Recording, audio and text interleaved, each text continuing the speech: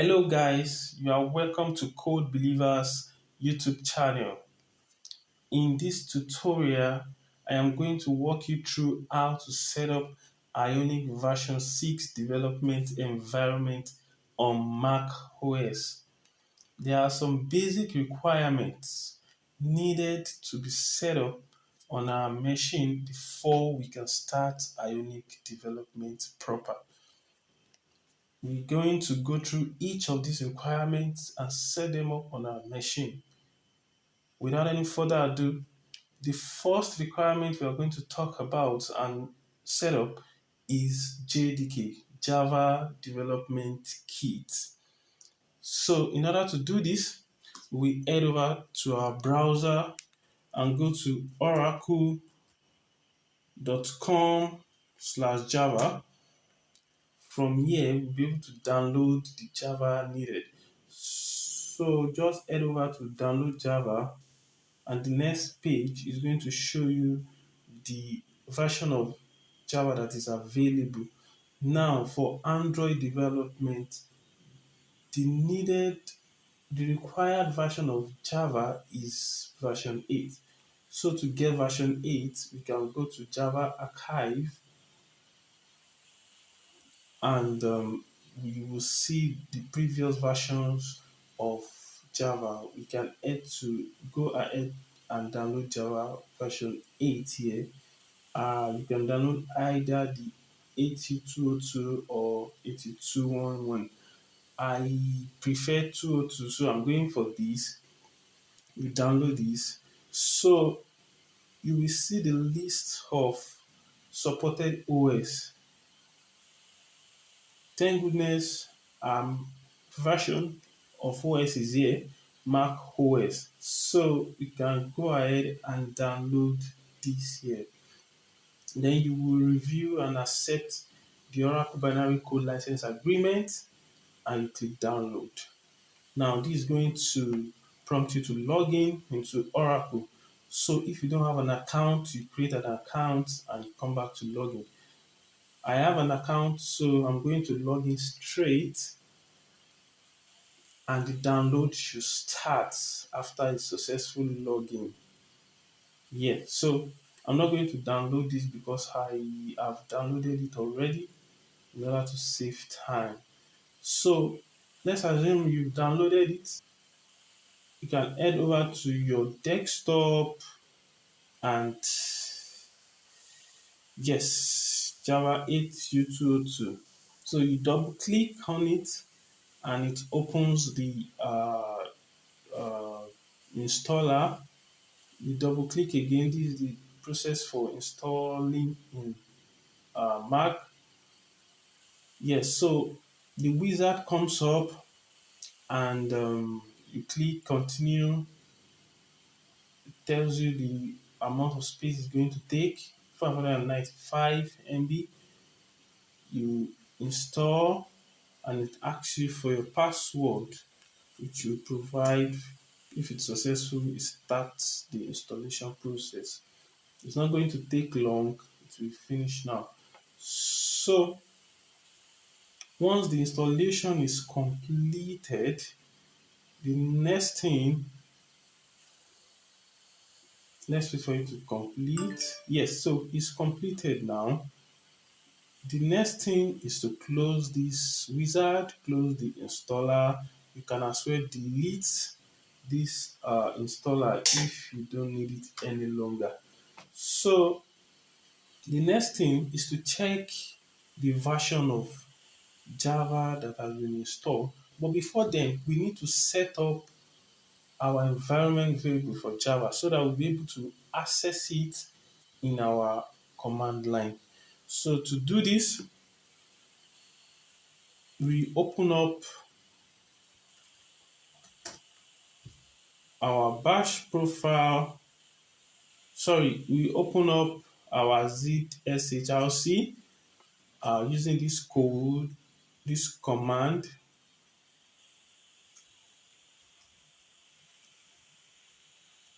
I will put all this command in the description section so that you'll be able to follow along. So what we're going to do is we need to export the home of our Java that we just installed. To get the home, you can just open a new tab on your terminal and just use this code, this command. Sorry, I keep saying code. This command, and you will get the home of your Java. So you copy this home, you go back to uh, the Z shrc that you opened, you type export java underscore home equals, and you paste this into it. Once that is done, then you can save this using Control Home and you press enter, it will save it. Then you can exit this by pressing Control X.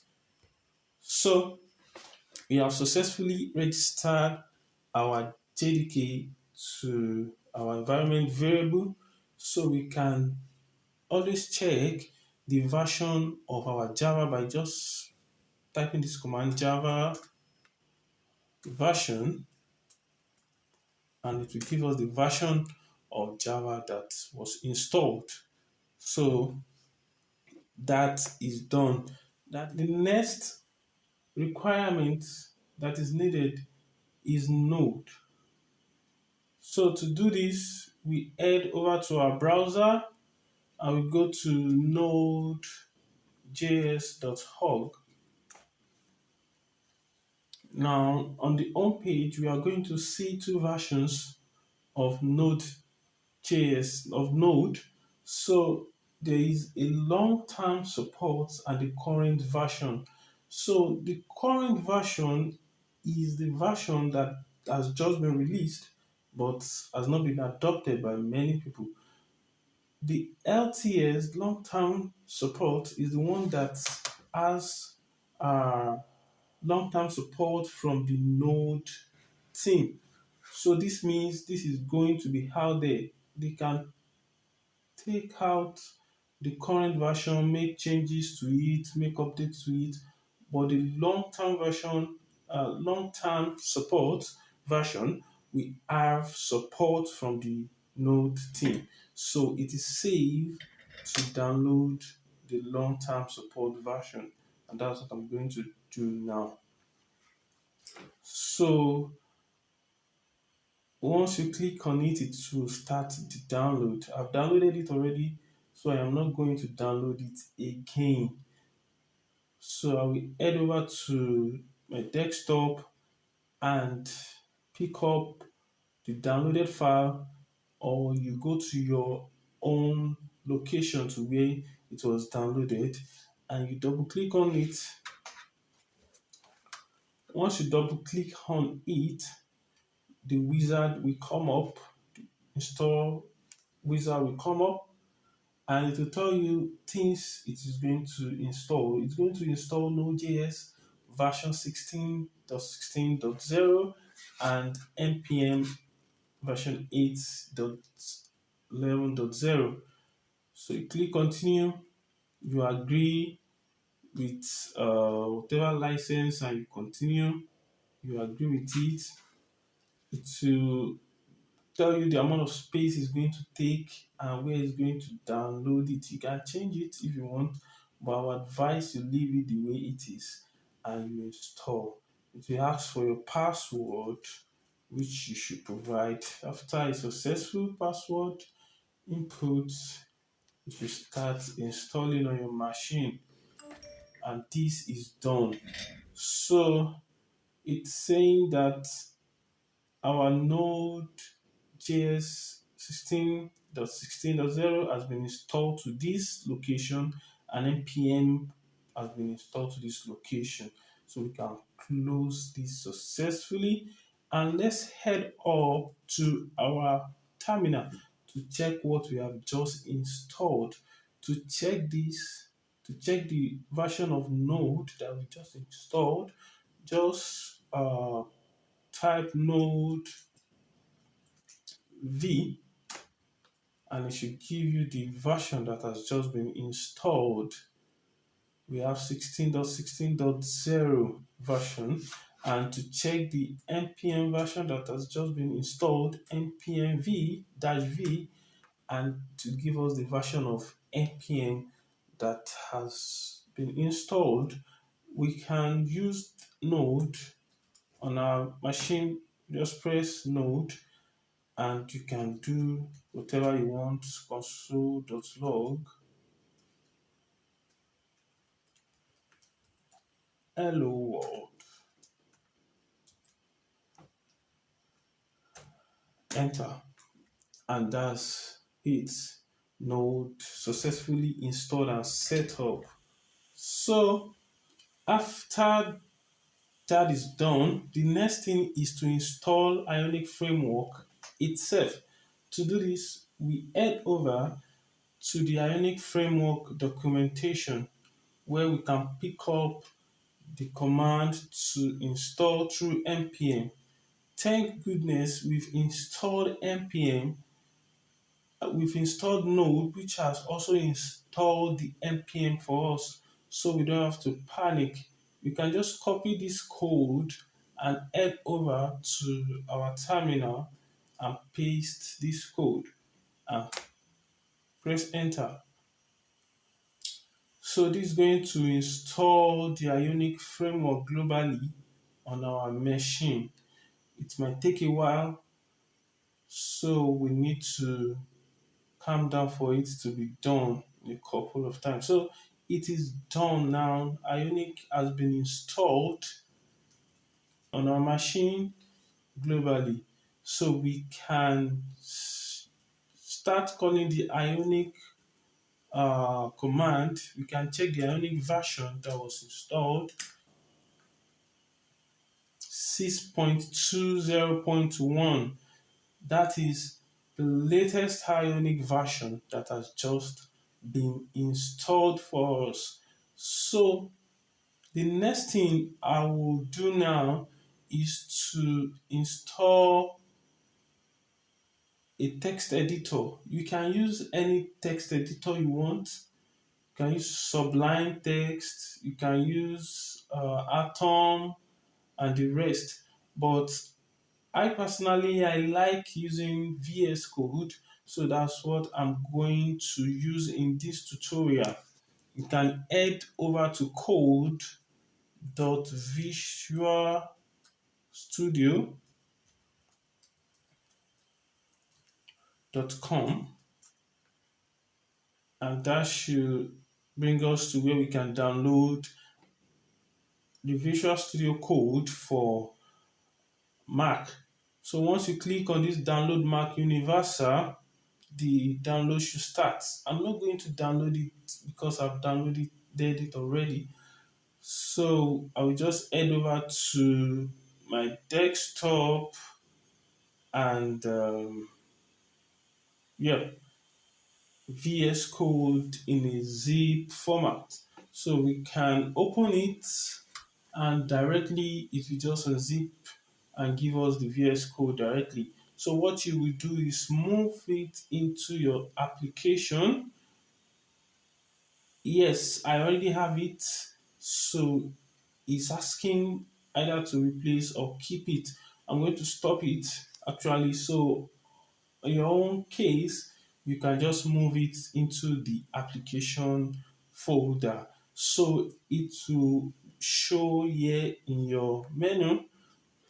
So immediately you click on Visual Studio Code, it should start up an empty project. So what I'm going to do here is to show you some extensions that will be useful in your Ionic development. So just head over to the extensions menu of the VS Code and type in the search bar Ionic. The first extension that shows up is the Ionic official extension. This is a very useful extension by the Ionic team. It helps you to create your project, run commands, run apps, and so many cool stuff you can't just imagine. So you will see an install button here, which you will click to install it. Because I've installed it, I can only see an uninstall button. So the next e- extension I want you to also download and install here is the Ionic snippets. This aids fast development. It aids fast templating of your Ionic project. So you can go ahead and install that too. So that being said and done, let's head over to start um, a new Ionic project and let's see how this is done. So to start a new Ionic project, you can just go to your desktop, create a new folder and call it Ionic project. So you can just open this in terminal and you start Ionic project inside that folder. You can start the project with this command ionic start, and this will give you, we ask some question. Okay, I will have to allow. Do you want to create it with a wizard? I will say no on time. So I'm starting it on the CLI here. Which framework do you want to use with it? That's one cool thing about Ionic. You can use Angular, React, and Vue, and even vanilla JavaScript with it. So let's go with Angular. The project name can be First uh, Ionic app. There are templates, starter templates, like the tabs, side menu, blank. So let's go for tabs. And this is going to set up everything we need in the Ionic development. It is installing capacitor. Yes, so I will do another video that will explain how capacitor works and why it is needed in Ionic development. But for the sake of this tutorial, that is not included because it is out of scope. This is just to set up Ionic. So in the next video, I will explain why capacitor is needed and how it can be used in our Ionic development. So I will pause the video so that this can finish, and once it's done, we resume again. The installation is completed and the Ionic team is asking us to create a free Ionic account. If you don't have an Ionic account, you can go ahead and type Y to create, but I already have an account, so I'm going to choose no, and that's it. So once this is completed, you can head over to the directory of your project. First Ionic app. So we are in the project directory. So I'm going to clear this. So to see how our Ionic project is, I'm going to start the project. And to start the project, you can just run Ionic SAR, and this is going to save our app. But mind you, make sure you are in the directory of the project. This might take a while for the first time run, but subsequent one will be faster.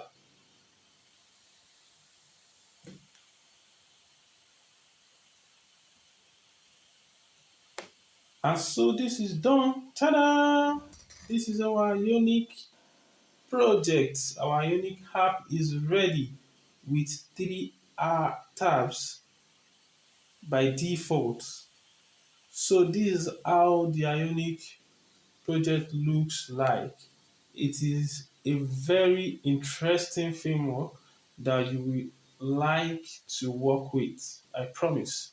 The next thing we want to do now is to check our project structure to see how our project is being structured. In order to do this, we head over to our VS Code, click on the File menu, choose the Open option, or alternatively, you can use Command plus O to do that. Once you click Open, you go to where your project is being saved. Mine is saved on the desktop inside the Ionic projects folder, and you see your project. Then you can click open, and this will open your project immediately.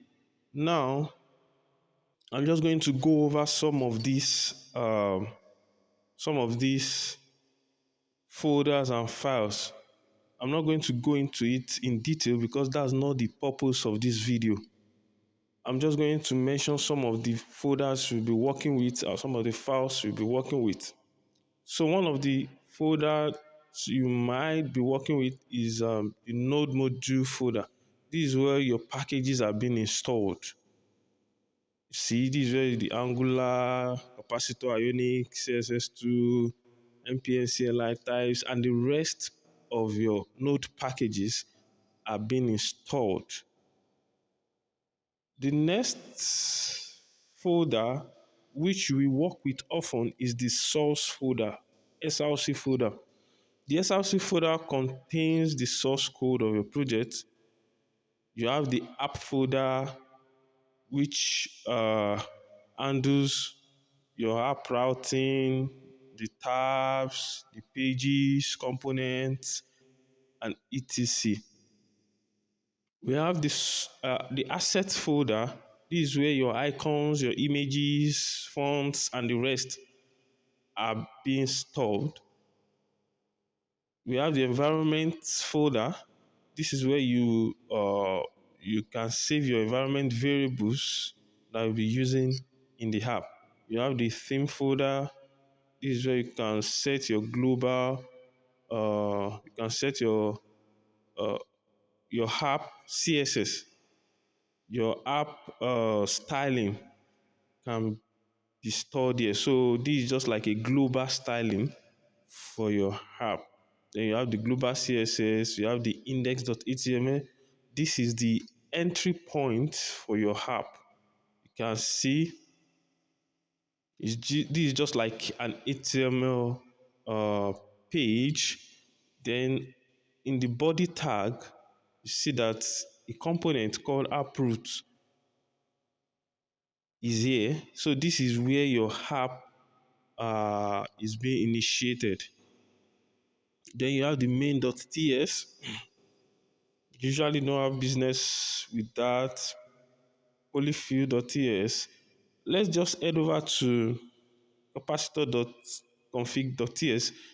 This is where you can change your app name, you can change your app ID, and this is just basically for capacitor configurations.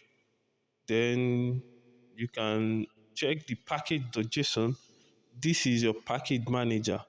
So what this does is it keep tracks of every node packages that you installed in your app, so that whenever you want to like reinitiate the project, or you hand the project over to another developer, they won't have tough time trying to know what to install. So once they just run npm install, what npm install does is it looks for package.json and tries to install all the packages that are listed in it. We have the ts config, this is your TypeScript configurations and the rest. So that will be all for this video. I'm going to do a detailed video for some of the things that I didn't do in details because they are not in the scope of this video. I hope you enjoyed this video. I would like you to subscribe, like, and share this video so that it can help me to make more videos for you. Thank you.